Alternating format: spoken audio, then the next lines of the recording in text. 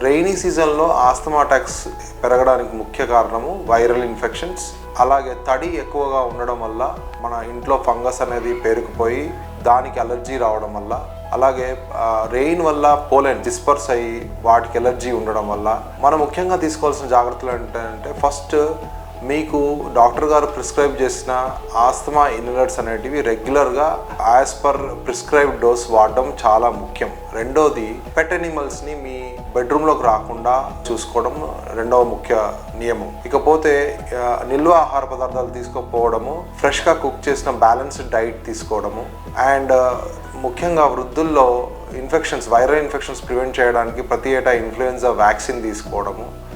ఇవే కాకుండా మన బాత్రూమ్లలో తడి ప్రాంతాల్లో ఈ ఫంగస్ ఎక్కువ చేరి ఎక్సర్బేషన్ వచ్చే అవకాశం ఉంటుంది. కాబట్టి ఈ ప్లేసెస్లో డిటర్జెంట్స్, డిస్ఇన్ఫెక్టెంట్స్ ఉపయోగించి వాటిని క్లీన్గా ఉంచుకోవడము ముఖ్యంగా చేయాల్సిన పని. ఈ జాగ్రత్తలు తీసుకుంటే మీరు ఆస్తమా అటాక్స్ నుంచి మిమ్మల్ని మీరు కాపాడుకోవచ్చు.